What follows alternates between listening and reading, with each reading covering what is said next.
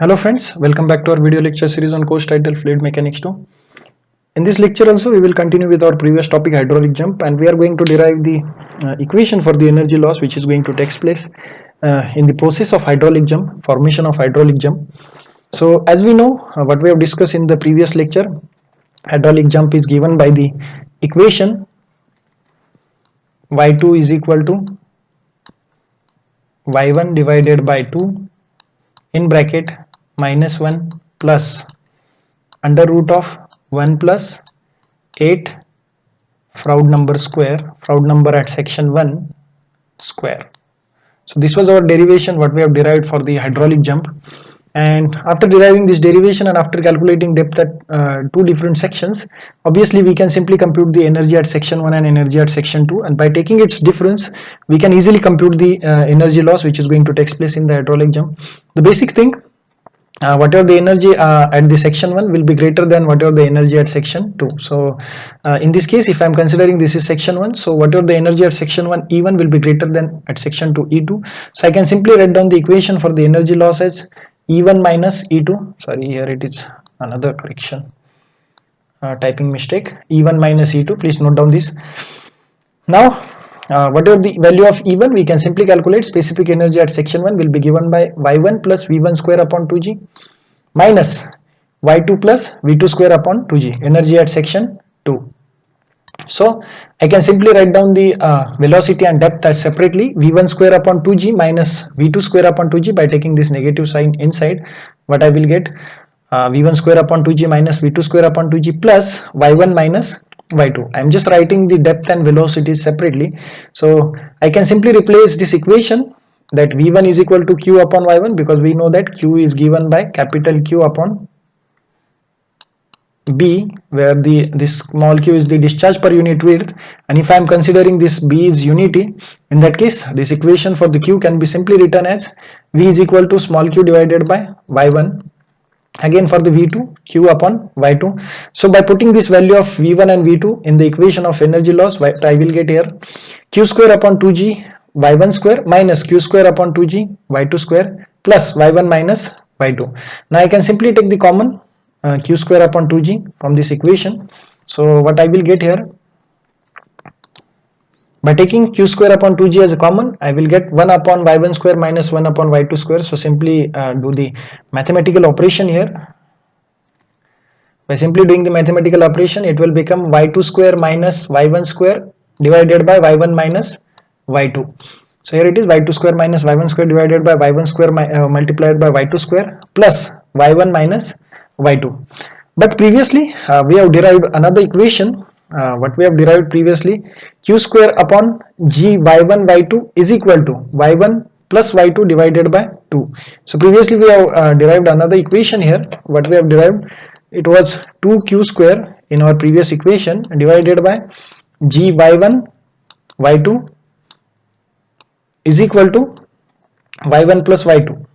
So we can simply write down the equation for the Q from this equation or this relationship. We can simply write down the equation for the Q square, which is coming out as Q square is equal to G Y1 Y2 multiplied by Y1 plus Y2 divided by 2.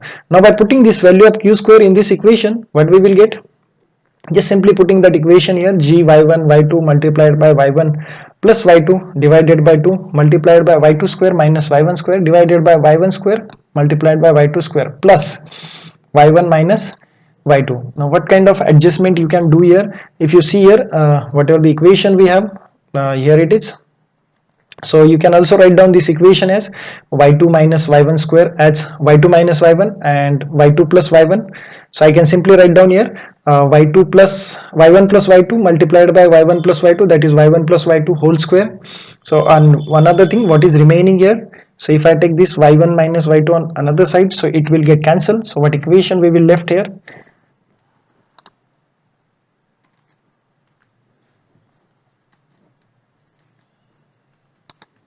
what equation we are left here, so here it is, we have simply written this Y2 square minus Y1 square as a common.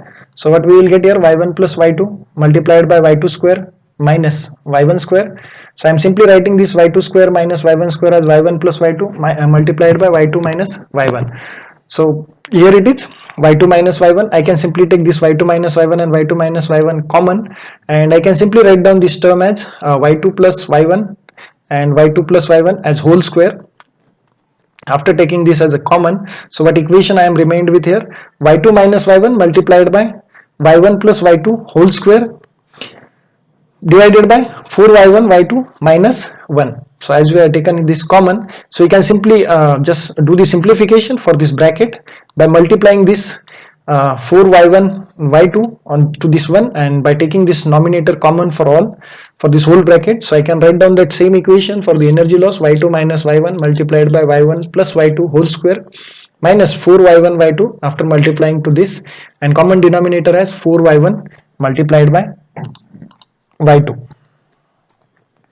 So after this we can just simply take the square of the bracket, that is coming out as a square plus b square plus 2ab, that is mean that y1 square plus y2 square plus 2y1 y2 minus 4y1 y2. So 2 minus 4y1 y2, that can be written as minus 2y1 y2 divided by 4y1 y2. So here it is, and if I am considering this whole equation, what I am getting here, if I am considering this whole equation, what I am getting here, it is the expansion of a square minus b square. So what is here a square? If you see here, y1 square minus y2 square.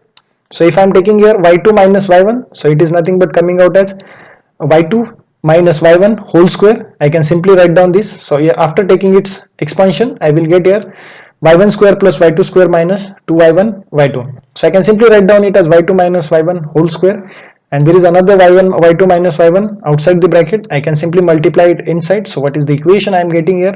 Energy loss is equal to y2 minus y1 cube divided by 4y1 y2. So this is our energy loss equation, what we are getting from the equation or derivation of the hydraulic jump. So by using this equation, you can simply calculate what amount of energy we have lost in the process of hydraulic jump. So we are just simply considering energy at section 2 and energy at section 1 and taking its difference. It is going to give you the energy loss in between section 1 and section 2 or in the process of formation of hydraulic jump. You can also calculate it without, if you just don't remember this formula, you can simply calculate energy at section 1 and energy at section 2, and you can simply use energy loss is equal to E1 minus E2. So this is what the basic equation which can be used for the computation of energy loss in the process of hydraulic jump. Those are the references which I have used while preparing my presentation. Thank you for watching.